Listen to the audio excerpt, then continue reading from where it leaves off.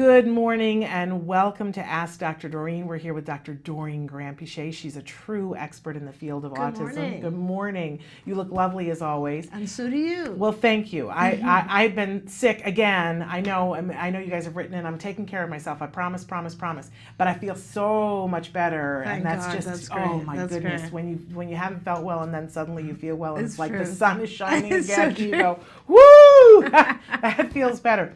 So that's a wonderful thing. But I wanted to talk with you for just a second about Dr. Granpeesheh, especially if some of you are new to the show. She's been working in the field of autism now for, we can say with all authority, 40 years? Yeah. I mean, that just doesn't even So seem this possible. is the year. Actually, we're past the 40, right? Because June would have been 40 years. That so is now we're insane going to into me. the 41st year. Yeah. And no one would ever believe that. And trust me, she doesn't just look good on camera. Pretty She looks that crazy. good in person, too. When is the skincare line coming out? Because that's Thanks. what we all want to know, right? But in any case, I think a lot of it is living right because she has, for that 40 years, been helping our kids from very young babies up through senior citizens. She's worked with it all. And she also puts at the forefront of everything, not just the child. I love that you see the child or the individual as a whole, and you see their family as part of that whole and the community as part of their whole. And that's one of the reasons why so many of us follow you. Thank you very much. No, thank you. It's a Sincerely, pleasure. thank Thank you, you. because that's an amazing thing. So she is here for this hour to answer your questions. All you have to do is write into us on any one of the ways that we just showed you. And we have a bunch of questions already that we want to get to. I do want to give the disclaimer at the start of the hour, though, that there is no expert in any field that of any caliber that could give individual advice in this format. So we all have to just know and accept that it's limited in its scope. But if you write in and are as specific as possible, what you get to do is have a moment for a confab with the fabulous Dr. Doreen Granpeesheh and tour her brain, and it's a beautiful brain. Thank you very To much. find out what she knows, you know? So that's a pretty exciting thing. All right, can I launch in? Go for it. Okay. We have a lot of questions. Yeah, we really do. And this is a long one that I want to start with, but it was one that really touched my heart. Okay. Hello, ladies. Is always my pleasure. My son is 8 years old with autism. He is now verbal with lots of articulation problems. He's very aggressive and very defiant with some sensory issues. His tantrums can last 45 minutes to an hour in school as well as with his one-on-one. When he is upset, he hits, kicks, destroys property, bites, throws things at anybody, screams, has done this even to people we don't know in public, tends to run away when mad, and when the new one, and the new one is that he threatens to stop breathing, so he covers his mouth and nose when really upset. And she says, which I ignore. I shouldn't assume that this is a woman. This could be a dad. They go on to say, I can't even do errands without him getting mad at something. I give myself 15 and run out. I have no sitter, no ABA. I live in New York, but insurance only offers me 45 minutes once a week in a center, never home. Contacted card many times, and my insurance is not accepted, and I have 2 kids on the spectrum.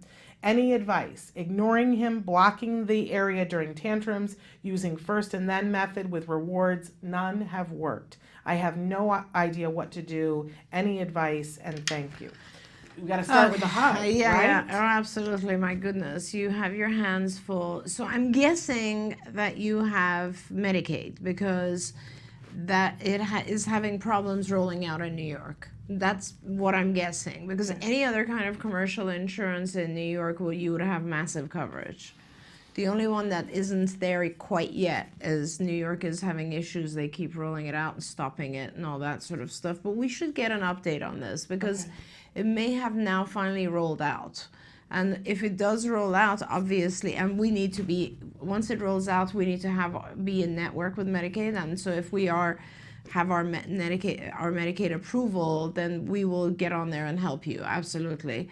So that is what the problem, that's the first thing, because you really have a lot going on, and this is not something that you would be able to typically handle as a parent of 2 children. You have so much going on. It's even if it was me, I couldn't handle it. So let's just put it that way. You really need help right now. So that's the first thing. It sounds to me like you, please do write into Shannon if you can, give us your information and we'll check and see what your insurance situation is. And we can also ask Bryce and find out when the Medicaid in New York is rolling out and what the process is there. If we're in network and all that, we help you there. But it sounds like you have 3 different behaviors going on. The stop breathing threat, which by the way, he won't be able to do, so don't worry about that. The second one is the running away, which is very dangerous. And the third one is major tantrums. And so the 2 really big issues that we're dealing with here are the running away and the major tantrums. And like any other behavior, when you deal with a challenging behavior, the real question that you have to ask is, what is the function of the behavior? What is the child trying to communicate? It sounds like he is trying to get his way by doing these behaviors. And when I say get his way, it means like he might want an object, he might not want to do anything, like he might want to get out of a situation, he might want you to leave him alone, he might want access to a certain food or a certain activity, or he might not want any demands placed on him. So always when we do these behaviors, these challenging behaviors, it's because we want to avoid something or we want to get something. And that's really the way to think about it. You either want to avoid doing work or being in a particular setting, and you want to gain access to food and toys and things that you like, okay? Or attention. You could also be trying to get attention. And the way to handle a challenging behavior is to not let the behavior be effective. So let's say if I throw things when someone asks me to do something I don't want to do, we have to actually make the child do the thing so that he realizes throwing is not going to get me out of it. If I want to, let's say, gain access to something like a toy, and I hit someone, we have to make sure that the child doesn't get the toy, because they need to learn that hitting someone is ineffective. So there's too many types, there's too many typographies of the tantrum behavior that are going on. Like he is, I think, biting, throwing, destroying property, kicking, etc., etc. And you say it's when he's upset. The question really becomes, what is the reason for him being upset? Because whatever the reason is, you kind of have to ignore the behaviors and motor him through whatever was causing him to be upset. The other aspect of it is that, so in other words, we have to make, if he was able to speak, what would he say? So instead of hitting and all that sort of stuff, would he say, I don't want to do this right now? Or would he say, I want that toy? What would he say? That helps you. If you figure out if he used his language appropriately, what would he say? That's the function. Now, when you know the function of the behavior, you just have to make sure that he can get that thing that he wants in a better way. He can get it without tantruming. So let's say he wants a toy, and you know that he's going to tantrum because he wants access to that toy.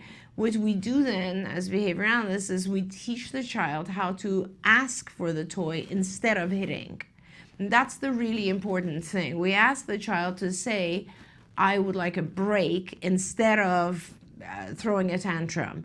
We teach the child how to, say, can I go outside and play, instead of running away. So all of those types of things are one-by-one techniques where we don't allow the challenging behavior to be effective, but we teach the child another behavior that is effective, okay?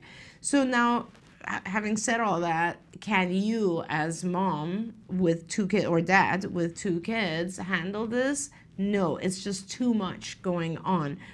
I think you said he's in school, and the school really needs to kick in here. If you don't have health coverage, the school needs to be responsible for this sort of thing. He's not being aggressive or defiant. He's just aggressing and being, because that's his mode of communication. Everyone at school, what you need to do is you need to ask for an IEP, and you need to request a BCBA, a board certified behavior analyst, to come and advise everyone, the people at school. He needs to, hopefully he has a shadow at school or an aide who has been given to him by the school. If he doesn't, you need to ask for that. She says he has a one-on-one. Okay, great. At school. So that one-on-one needs to have training and oversight by a BCBA.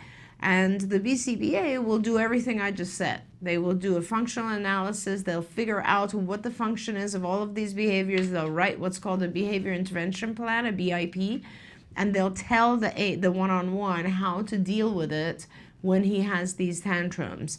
And then they'll also train you, and they'll teach you and help you how to do this at home. So that's what you should do. In addition, if you have any time at all, and I don't know if you do because you have 2 children on the spectrum and you have a million things that you're doing, I would highly recommend that you go on the website Institute for Behavior Training, and it's ibehavioraltraining.com, and I'm sure Samantha will put it up there for you too. Right, ibehavioraltraining.com.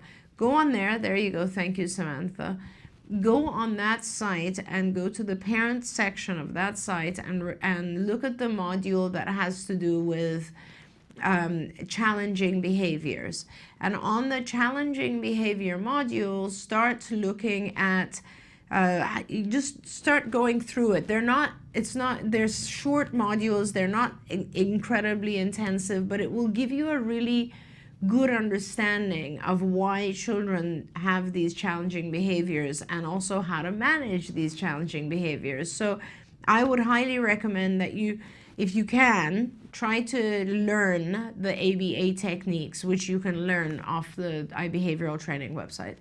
Okay, so just to recap, because there's so much information here and there's so many things on your to-do list, and I don't want you to feel overwhelmed. Right. But the long term is that you need some help and support. Whether if you'll email to me, and it's s.penrod@autism-live.com, there it is on the screen. If you will email me your information, then I will connect and see where it looks like Medicaid in New York State is, to see if there's a projection of how long it will be before you're eligible for that, and then you'll get much more ABA and we're eligible. Potentially be able to be with CARD, which would be a wonderful thing with both of your children. If it looks like that's far, I just want to say to you that there are grants sometimes that people are getting to be able to pay for insurance that will cover the base of the insurance to get it. So if you can't do it one way, there are other ways to do it. So I just want to put that out to you, that send to me your information and I'll get back to you, because I don't have an email for you right now. But in the interim, you can't wait. You need to start working on first school. So you want to request an IEP meeting and make sure that there's a BCBA. And at home, you're going to help yourself by doing at least one of those IBT trainings, ibehavioraltraining.com. There are trainings, they're very affordable. And I know people say affordable, and that means different things to different people. They're under $10, some of them. So I just want to put that out to you, that it's that kind of affordable. Okay, it's a lot, but just if you can focus on those 3 areas for right now, and that moves the dial within a couple of months, I think you'd see a big difference if you work on those 3 things. But stay in touch with us and write back to me and let me know so that we can help you, because going it alone until you get more people on your case, it's very tough. It feels like you're on the other side of the moon by yourself, and we don't want you to feel that way. We hold hands, right? Si se puede. We can do this, and we will help you to get through it, okay? All right, we should take a short break, and then let's come back with more questions. Stick with us.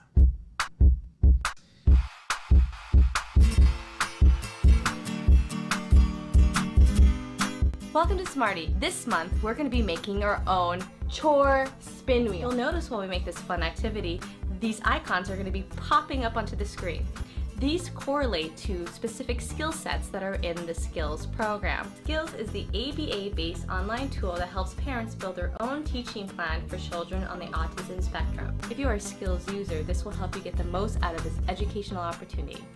Well, let's get started. The materials you'll be needing are a large bowl to trace, cardstock, scissors, a pencil, a ruler, a hole puncher, a metal brad, and any other arts and crafts materials you want to use to decorate your pinwheel with. So step 1, you're going to take your large bowl and place it on top of the cardstock and trace the circle. Step 2, you guessed it, you're going to take your scissors and you're going to cut along the line. Step 3, you're going to fold the circle into quarters. This is the best way to make sure all the triangles within it are symmetrical. Once you folded the paper, you're going to take your ruler and you're going to trace those lines so you can actually see them on the circle. Now here comes the fun part. Take your arts and crafts materials and you're going to decorate the chore pinwheel. I used some crayons to color in every other quadrant so you could see them pop and see the difference between the different chores. Place the different adaptive skills your child is working on in the different quadrants. Once you're done decorating the circle and labeling the different chores in each quadrant, then you're going to take your scrap paper that you had left over and you're going to cut an arrow out of it. Once the arrow has been cut, you're going to take your hole puncher and hole punch on the very edge of it. This will be your spinner. Then you're going to take your arrow and your circle and line them up and take your brad and place it through and secure it. And voila, you have your finished chore spin wheel. Well, I enjoyed making this activity with you and I hope to see you soon. Until next time, guys, craft on! To find more about Skills and to access all of the lessons you saw in today's Smarty, visit skillsforautism.com and click on the parents icon. Skills, the online autism solution. Hey, I'm Candace Cameron Bray. Tom Bergeron. You're watching Autism Live. And you're watching Autism Live. And you're watching Autism Live. You're watching Autism Live.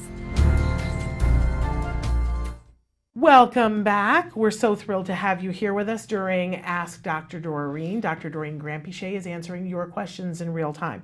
Now, we had a question that came in, sort of a follow-up from our West Virginia mom. Okay. I don't know whether you were here for the first part of the question or it might have been Evelyn Kung. Okay. But her son had a meltdown at the aquarium. Oh, okay. A bad meltdown. And so she said, hello, Shannon and Dr. Doreen, West Virginia mom again. My son, almost 5, has been having panic attacks since the disastrous aquarium trip a month ago. Mm-hmm. They seem to be related to the dark and now have gotten so severe he can't go upstairs without me. I have to hold him most of the night. Any noise sends him into a frenzy. Our pediatrician recommended cognitive behavior therapy, and I want your opinion and to make sure that I'm going in the right direction. An example of how his panic attacks manifest is his heart rate goes up, breathing rapidly, eyes dilate, his hands and skin become cold and pale. He starts asking for bath, I'm assuming it's because he feels cold, and eventually this leads to vomiting. Any input is appreciated and much love to you all. Oh my gosh. And much love back to you. This mom has been through it and then some, and always rises to the occasion. Amazing. I want to nominate her for having her own blog and show about homeschooling, because she posts projects that blow my mind. She's just such a good mom. Amazing, unbelievable. So I don't know what actually happened at the aquarium And I don't completely this. remember, but he had a meltdown. Right. And so I think, the thing about, you could do panic, you could do cognitive behavior therapy depending on his level of comprehension, because cognitive behavior therapy is very similar to what we do on the higher level. So ABA is behavior therapy, and everything that you're pretty familiar, our West Virginia mom, with our curriculum, and everything we do in our cognition and executive functioning curriculum areas is more or less cognitive behavior therapy. The difference with behavioral and cognitive is just that a lot of it involves mental activity. Cognitive behavior therapy, for instance, if he's having panic attacks, he would have to basically do exercises and stuff that involves like writing things and I don't know what his capabilities are. He seems pretty young to me. for cognitive behavior therapy. 4-year-old, generally you're doing more behavioral than cognitive. So, and what I would recommend at this point is that, again, I don't know, maybe you will write in and tell us what caused it. But right now, we know for a fact that he is afraid of a stimulus, which is the dark, right? That seems to be one stimulus that we know he's developed a fear of. So why don't we just look at it as individual phobias, which are leading to panic attacks. And then let's see if we can help acclimate him or help him get over the individual phobias. And so the number one thing I would recommend that you kind of learn about is called systematic desensitization. It's a procedure that pairs relaxation type activities or positive calming type soothing activities with the cause of the fear, of the phobia, of the panic. So the way that it works is that you will, let's say, he will have currently, let's say, the aquarium, or I'm not sure if this is related to the aquarium, but whatever is the most fear-evoking stimulus. So let's say actually being in the aquarium, potentially, would be the number one fear-evoking thing. Or at this point, it might even be being upstairs alone, because I can't put it all together, but it sounds like upstairs is dark. I'm not sure, but being upstairs alone in his room when it's dark perhaps would be the number one fear-evoking stimulus. And then what you do is you, let's say, take 20 steps down from that. So the least evoking, fear-evoking stimulus at this point might be, I don't know, maybe let's say being with you at the bottom of the steps. And then let's say one level up from that would be, let's say, looking at a picture of the upstairs area. Another one would be perhaps looking at a dark picture of the upstairs area. Another one would be, viewing a video of it. Another one would be like going halfway up the stairs. And okay, so you have to write the most fear-evoking and the least fear-evoking that he can handle right now, and then put gradients in between. And you could put as many as 20, it doesn't really matter, and they can be any kind of, they can be in vivo, which means he himself is physically in that situation, or they can be pictures or videos or sounds or whatever it is, okay? And so that's his fear hierarchy. And then separate from that, you will teach him relaxation, things that are relaxing, calming, and so on. It sounds like taking a bath is a very relaxing thing for him. Just the thing with the bath, you can do bath, but it's also better, it's also good if you can give him a couple of other things that are calming, relaxing, etc. They could be things like relax, deep breathing exercises. We teach our kids a lot of breathing exercises, and like inhaling and meditation type breathing, and then that will generally calm the heart rate anyway. Music is something that's very calming to our kids. I don't know, there's maybe eating can sometimes be very calming. Bathing, of course, is. She sent a little bit of an update. She said the aquarium incident was he was terrified of the dark there. Yeah. It was crowded and loud, and the animals were unpredictable as they move. He pretty much cried and was shaking the entire time, and the panic started there at the aquarium, and the asking for the bath did as well. Yeah. Okay, so basically he is... right now, I think what we should look at is a phobia of the dark. Let's look at it that way. So essentially, it's the same thing. So you will basically think of some calming things that work for him. So meditative breathing and counting, for children, music, just putting on headphones, things that are the opposite of panic, things that are calming, okay? And you practice those separately. And then the process of systematic desensitization is that you pair the least fear-evoking stimulus with that relaxation to a point where he's fully comfortable with it. And then the next day or 2 days or whatever, you go to the next level stimulus and the next and the next and so on. So until he finally is able to be upstairs in the dark alone, and he can maybe put his headphones on and be very chill about it. So, but you're not there, and this process will take maybe a month. And if you work at it every day, and what you do is you just repeat the stage that you start with until you see that he's fully comfortable. So you need to give him 2 to 5 different ways of calming himself. A bath is one, but that kind of always involves you.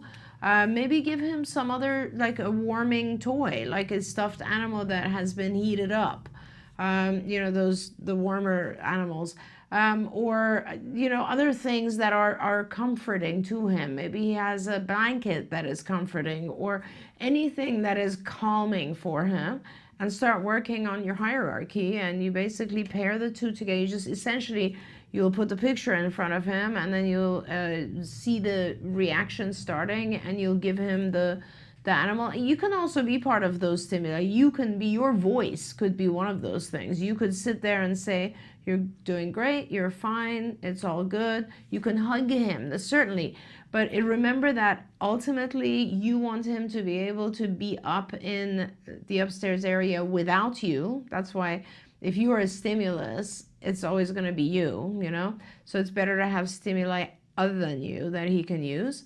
And then that's it. You work your way up the hierarchy until he's independently able to go up again. Yeah. It's tough. Phobias are tough, but they're, believe me, this procedure is completely successful 100% of the time. So. And I can attest to that. I've shared before on the show that in the second year of therapy, I had an event that triggered me having panic attacks. I had a lot of stress that was going on, and my husband and I was driving the car, and a piñata, a ginormous, I mean like the size of a small playhouse, fell off of a truck in front of our car on the freeway. Wow. And we were in the fast lane and had to try to get over, and the piñata was in front of us and sparking, and I didn't know, I thought we were both going to die. I thought my husband and I were going to die, or we were going to cause an accident, kill other people. And I'm driving while this is happening, and all I could think was, my child is about to be an orphan. And he has autism, and what is going to become of everyone? And you know, we got through it, and it was horrifying. I mean, it's funny. I look at it now, and it's like a scene in a comedy film, because my husband and I were both screaming, you know, what do we do? What do we do? And, you know, it's comical to me now. You know why? Because I had to go through cognitive behavioral therapy. Because what happened was, so there was this event, it triggered all this panic in so many different directions that I became afraid of everything and couldn't leave the house for a while, and I certainly couldn't drive the car, and I certainly couldn't drive on the freeway, right? And eventually I did cognitive behavioral therapy, and a lot of it is that understanding where I had to, there was things I had to talk myself through, and things that I had to write saying, okay, my blood pressure is up right now. And that's normal for me. I've never died from my blood pressure being up. So what are my list of things that I can do to calm myself down? It was a lot of self-talk and understanding what was happening. For a 5-year-old, that could be really, really difficult. Yeah, it's a little tough. But we went through systematic desensitization on about 10 different things that I was now triggered on. And it worked. Yeah. I mean, I drive more than anybody else, I think, right now. I'm a road warrior. So obviously it worked. But I do think that after I had the first panic attack, which was separate from the being in the car, it was about 3 weeks later that I had a full-on panic attack. And I was like, what is that? And a friend said, that's a panic attack. What you just had was a panic attack. And I went, oh, everybody talks about that. I didn't know. And that's horrible. Those are bad. Yeah, it's really bad. Yeah. And the friend said, well, the worst part about a panic attack is that now that you've had one, now you have to deal with the fear that you're going to have another one. And that's the worst thing. It's true. Because you're at the grocery store and you're like, oh no, I hope I don't have a panic attack here. Oh my goodness, I don't want to have a panic attack here. And then you're pretty much setting yourself up for a panic attack. Totally right. So imagine that in a 5-year-old. But I just wanted to throw my 2 cents in that all of the things that Dr. Granpeesheh talked about are all the things that work and have worked for millions of people. Yeah, it works. I also want to say too that Jed Baker has a fabulous, fabulous book that's overcoming anxiety in teens. And I know that's going to be like, he's a 5-year-old, so what could that possibly be? But there, and it's for all teens, not just teens on the spectrum, but there is a chapter in the book that is just for special needs kids, whether it's autism or Down syndrome or other things. And he talks specifically about dealing with anxiety with those kids.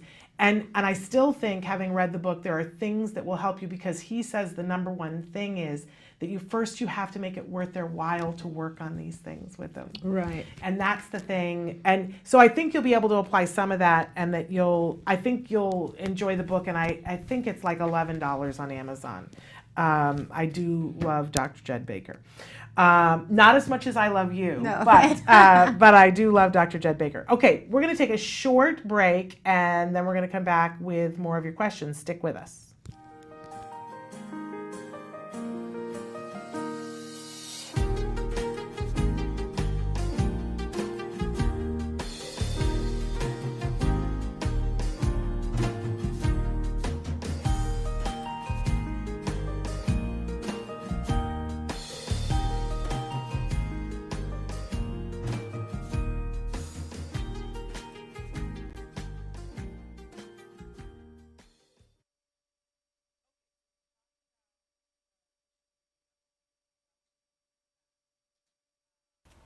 Hard times lead to good choices. Many times you're going to find out that change is coming, and it's not something that you like to see. Things sometimes just don't work. Sometimes you have to put your child in a new school. Sometimes you have to put them in a different classroom. Often you'll see this with perhaps special education versus regular education, or everyone's favorite, puberty. All bets are off then. However, these things happen when they need to happen. So making that hard choice is super, super scary. But when you open those doors to look at things that maybe you've never dreamed you would have to look at, you're going to find help that you never expected. There are a lot of people out there dealing with the same things that you are dealing with, and there is a level of help that you never even knew existed. So don't be afraid when it's time to look at the scary problems that you're having. When those things come up, when the aggression increases, when things are falling apart at home, when you're getting the calls from the schools, don't be afraid. Reach out. Find out what you need to do. You might need to look at new schools, new housing. You might need to access new levels of service. But I am telling you, you're going to see amazing things. There are children that, as they grow, do things with the help of others, very specialized support, that you never thought they could do. So once you do that and you meet the child where he or she is and you give them what they need, everybody can do better, and you're going to see amazing progress.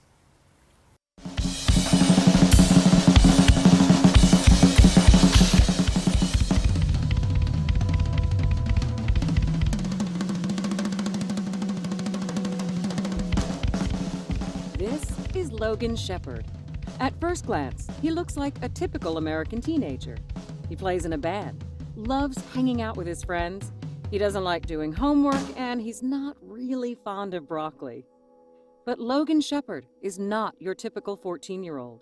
Logan was diagnosed with autism at the age of 2.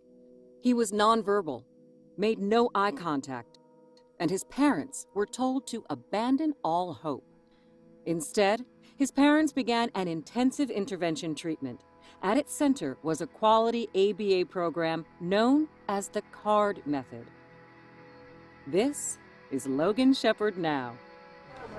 All I really want to say is, like, I'm kind of copying Martin Luther King. I kind of have a dream, like, that one day, like, I can just, like, inspire people and never give up. Because, like, that's what I want to do in life.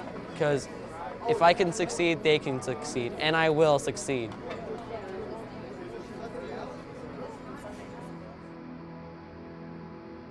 To follow Logan's musical journey, visit www.facebook.com/officialdrummerrock or @drummerrock on Instagram. For more information on the CARD method, visit www.centerforautism.com or call 800-345-CARD. Rock on, Logan.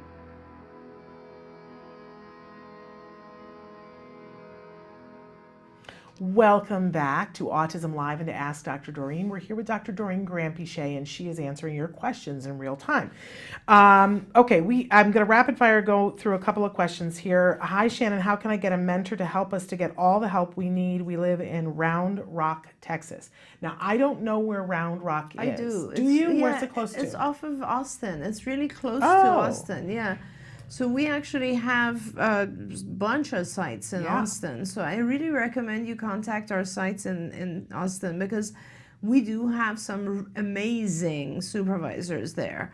And I know they're super, super busy, but I just really suggest that you contact the site there, one of the sites there. And if you're close to Austin too, I can tell you that we've got some amazing parents in some of the Austin offices, and there's one mom in particular that does regular workshops for free in the community about not only getting the most out of your card therapy, but how to hook yourself up with all the funding resources. She's really kind of amazing. That's amazing. So good on you that you're in that area.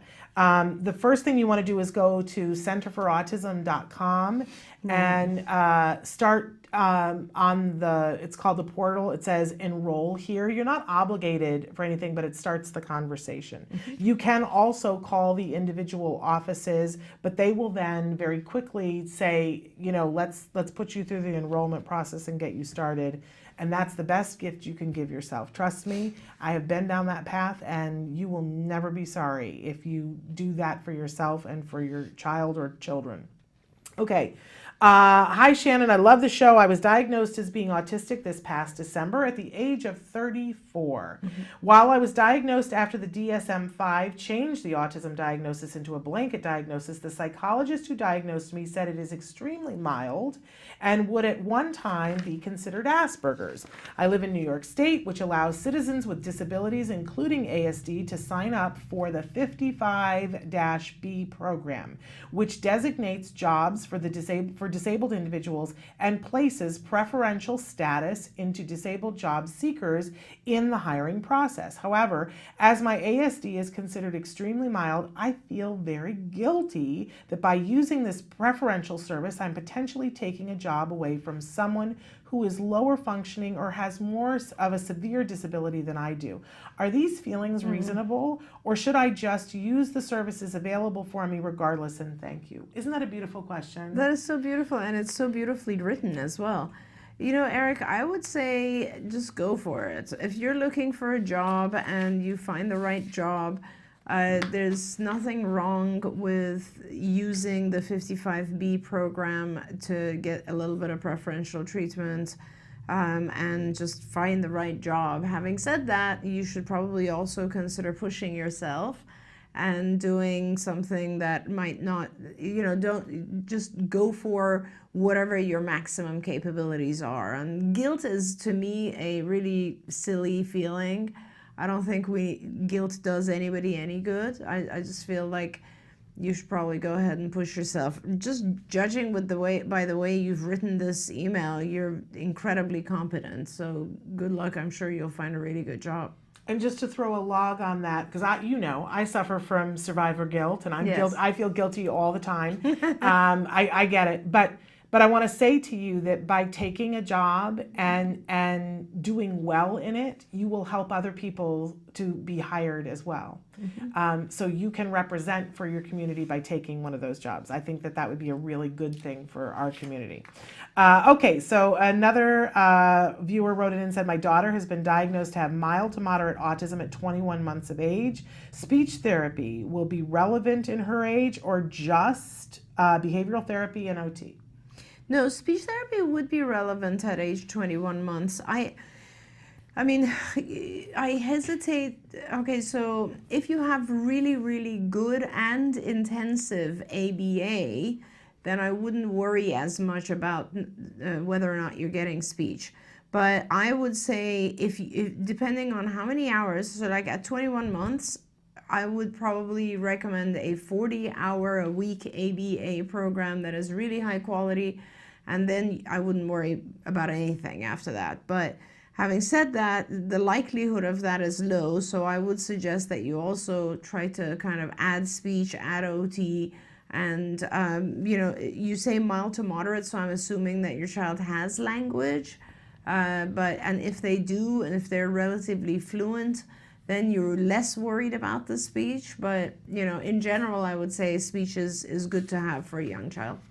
And I just want to say that, you know, make sure that you're prioritized, because a lot of times people write in and say, well, so the school offered me speech and it's right in the middle of the day, for now I can't get any ABA that day. Right. So what I always tell families, make yourself a manifesto of what's most important and then follow that, and you won't have to think it through. It's so true. Put ABA first. That's true. And then depending on whether your child is having more speech or, you know, physical issues or what age they are, you put speech or OT second. That's right. That's and then right. everything else comes below that. Right. So if it's a choice between, can you do therapy right now, good quality behavioral therapy, or speech, therapy. There you go. But if you don't have the therapy, speech is great. Right. In an ideal world, you'd be able to do all of them, but there are very few ideal worlds. Absolutely. That's right. Anyway, okay, moving on. I put 2 potty training questions back to back because they're both potty training. The first one is, my son is 5 years old, severe autism, trying to potty train, what to do. And the second one says, my daughter is 8 years old, nonverbal, still not using the potty. I work and school does what they can. Time schedule makes it hard. Any ideas? Yeah, I mean, with both of those, it has been shown that ABA is extremely effective in training anyone to use the toilet appropriately. So the good news is that it is very doable and you can master potty training. I think in the past we've gone through the potty training protocol that we use. It's a Fox and Azerin procedure that we've referred to numerous times on this show. I think Sienna may have even done a full show about this. We have a video that we play with her where she goes through things. We air it regularly on the show. Probably the next break, Samantha. At some point today, she'll air it for you guys. Oh, no, I can't. We have something we have to edit out of it. Okay. So we won't be showing that today. Forgive me. Okay. But we'll edit that and show that for you. But I'll tell you what you can do is if you just search Ask Dr. Doreen. I've talked about the procedure numerous times here. And there is a site that is not yet on our website, but it's on the CARD website. It will direct you. If you put in Ask Dr. Doreen, it will show you a site. When you go to it, it has all of the topics that we talk about by topic. That's so you can go to toilet training, and then when you go to toilet training, it will show you a bunch of questions, and the one that most applies to what you're trying to do, you can click on it and it will take you exactly to that show in that moment. That's which amazing. We just love. Eventually we're going to have that whole thing up to date and on our website, but right now it's on the CARD website. Yeah, I love it. It's so useful. And it's just, I would repeat it here, but it is a pretty detailed procedure and it takes a really long time to go over. But it's important that you look at that because, or look it up. It might even be online. It's called Fox and Azerin. Those are the authors. And they wrote a toilet training procedure many, many years ago. And most of us in ABA use that procedure because it's really effective. And it works like a charm. It does. Works like a charm. Okay, moving on. Hi, my son is 3 and has autism and pica behaviors, especially with paper, cardboard, and laminated paper. He is nonverbal, so how do we teach him PECs? He really needs a form of communication, and thanks. I'm concerned because with PECs, a lot of times it's laminated paper. That's right. This is very true. Good point. So we have 2 separate issues here. So he has pica, which for our viewers who aren't familiar with that, it's just putting things in your mouth or ingesting things that are non-edible. So and it looks like it's focused on, it's odd that it's laminated paper because that is a very, very different texture than cardboard and paper, and it also, sometimes we wonder if the kids have nutritional deficiencies, and laminated paper just throws the whole theory off here. Right. But basically, you want to stop that, obviously, and Shannon is right. If you go to PECs is all cardboard and laminated paper, and it might actually cause a little bit more of a problem for you. What I really think you should try to do at this point is if you can afford to get an iPad, or perhaps you could also apply to ACT Today, Autism Care and Treatment Today. You should be able to get an iPad from us, because we do provide that that's our charity. But if you have an iPad, that is the way to go. There are several programs that, like Proloquo is one of them, but there are others now, where it's sort of it's a PECS program on the iPad. So there's no paper involved here, and essentially then it's just a number of icons. And the icons are much, much better because you could take photos and stuff, and the icons are out there, and then the child learns how to touch an icon or to even bring it up on their iPad in order to communicate. It is not a simple procedure for me to teach you to tell you how to do PECS. In fact, there's multiple stages of PECS. So what I would say is, I agree with you. He definitely needs a form of communication, otherwise he will start to have challenging behaviors. So the real question here is, how can we get help for you? Do you have insurance? Do you live in a state where there is an autism mandate? If you can find that, all of that information is on our website as well, where the states that have mandates. And if you would like us, we can try to help you with finding out if your insurance has coverage. You can just call your insurance company and ask them. And once you get coverage or Medicaid in your state, because we take Medicaid, and if you can get that coverage, then you can get professionals, BCBAs, who can come and help set up a PECS program for you, therapists who can come and actually work directly with your child and teach him to stop the pica behavior and to learn language and to progress and so on.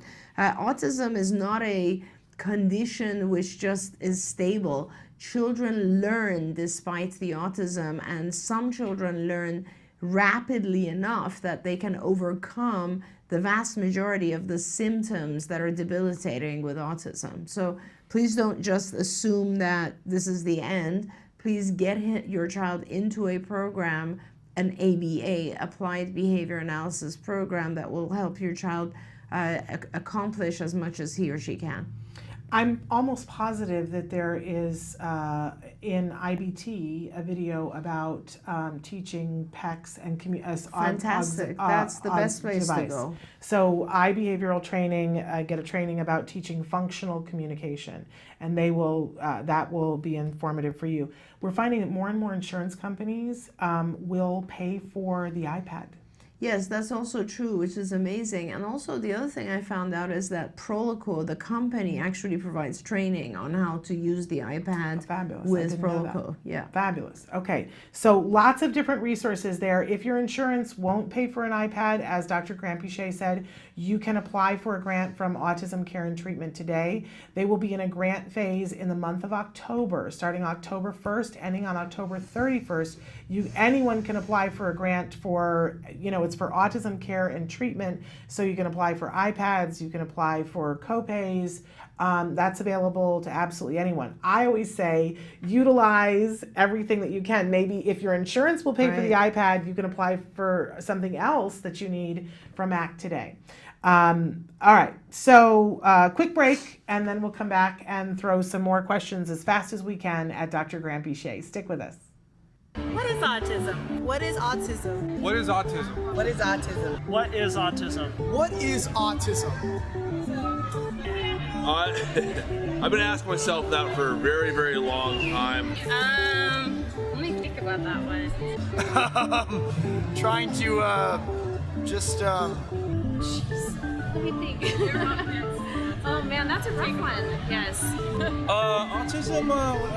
Autism is a neurological disorder that affects many of our kids in different ways. It's a learning disability that affects the cognitive functions of the brain. A lot of people have the misconception that it's a disability, and it's really not. I look at it as like a special gift. When one person thinks differently from another. It's an opportunity for everyone to learn to understand someone that's a little different than them. Autism is the ability to educate. They're given so much talent in different areas. To me, autism means a chance to be with and be around people you really care about. Autism is beautiful. It's a way of seeing the world differently. It's always unique, totally intelligent, and Sometimes mysterious. Happiness that comes out of my son's hard work. It's a movement. Unpredictable. Abstract. Awesome. Love. The field I want to work in. Laughter, fun, joy. Autism is beautiful to me. I want you to remember these 3 words. There is hope.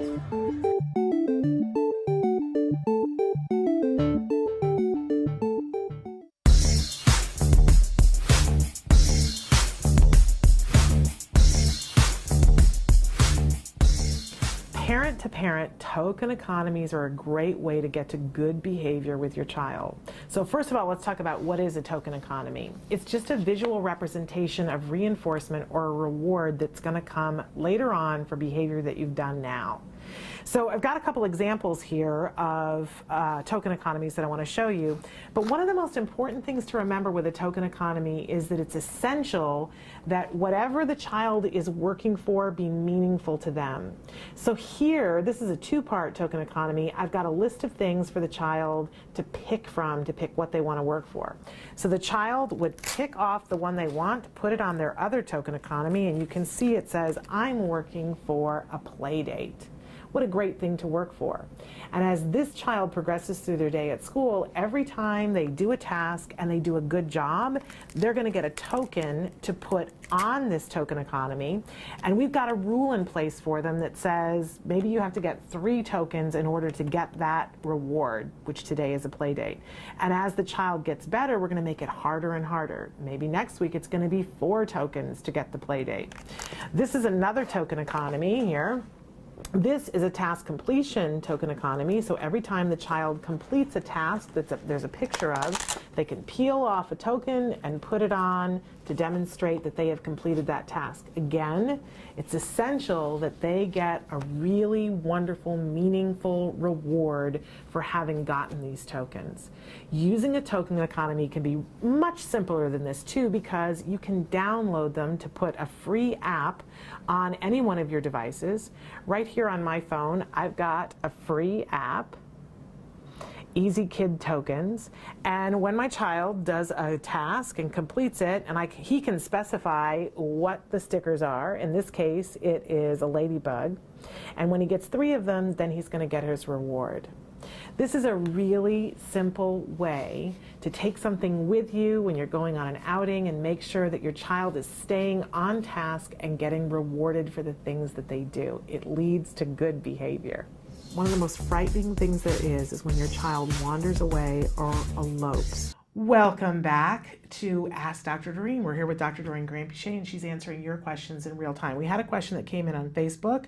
Paula says, hi, my son is 13, ADD, ADHD, and as he's getting older, his anxiety seems to be getting worse. I do prep for new situations and going to new places, but I never seem to lessen his anxiety. In fact, I can add to his stress levels. Have you any suggestions on how I can help him? And first of all, I just want to give you a hug, and I don't mean to laugh, but I also have experienced this where I think I'm doing such a good job and I'm prepping Jem, and he'll turn to me and he'll say, could you stop? You're making it worse. And then I go, that wasn't what I meant. And how old is that child? 13. I was about to say, you need to let your child pick the things that help him with anxiety. They're not going to be the same things that you think. Right. So prepping often, it's almost, what is the saying? It's the fear before an event is worse than actually doing it. It's like prepping produces apprehension. And it's this kind, we think when they're kids, it's a whole different thing because they don't have as much fear when they're kids. As they become teens, they start to have anxiety, and then what we're doing by prepping is kind of increasing the anxiety. So I think you need to just give him, perhaps have him tell you, identify what are the things that are causing the anxiety, and then identify very separately, not at that time, so have this conversation when that's not happening, and identify the things that are calming. It's very similar to the systematic desensitization thing that we talked about. So it's kind of like have him identify, well, I tend to feel calmer if I have my noise canceling headphones on playing music that I like. Or I tend to feel a little bit more secure if I have my hood up, or whatever it is, like if I have a lucky keychain in my pocket, or if I don't have to go there for more, I can handle it for 10 minutes. Just think out of the box. What are the things that would actually reduce, and give him a whole array of choices and have him check off this, this, and this. And then like see which ones you can actually give him, tangible things, not prepping, but tangible things that help him in that situation. Wonderful, wonderful advice. And also, sorry, one more thing. I am a big supporter of antidepressants for anxiety. I just want to say that a lot of our kids struggle with anxiety massively, and it is huge. It is such a barrier to progress. And antidepressants, so anxiety and depression are the same. Basically, it's just the same chemicals. So, antidepressants, that especially the SSRIs and the SNRIs, which control serotonin and norepinephrine, are very effective, extremely effective, and they're not harmful antipsychotic type medications or even amphetamines. They're not. These are just medications that control the level of serotonin and norepinephrine in the brain. And so this really, really helps the child feel just a little bit calmer, less worried, and so on. And I want to say also, in the past, when we had very healthy food that wasn't just, that was real, that wasn't fake, that wasn't genetically modified. Frankenfood. We used to, your neurotransmitters would adjust simply based on the nutrition and what you were receiving from the foods. We don't have that anymore. So a lot of people struggle from excessive or under, either above or under the normal levels of serotonin, especially. And that does affect a lot of anxiety. A lot of people have anxiety these days, and it is very much related to our food. Wow. So yeah. Well, thank you for mentioning medication, though. Even Temple Grandin says that it was one of the keys to her 100%. being able to do all the things that she could, that she's on medication, and that it helped her immensely. Absolutely. I mean, Shannon, we, like for instance, people who have, let's say, thyroid surgery, they are for the rest of their lives taking thyroid medication, right? We don't consider that anything wrong with that, No. right? It's the same thing with controlling serotonin or controlling norepinephrine, for instance. It is just when you produce the cells that produce the serotonin, essentially are taking it back in too fast. So it's nothing, it's not a big deal. I know that a lot of people react to those medications, but I am a very, very strong supporter, because I've seen it change the lives of our kids so drastically and improve things so drastically. Amazing.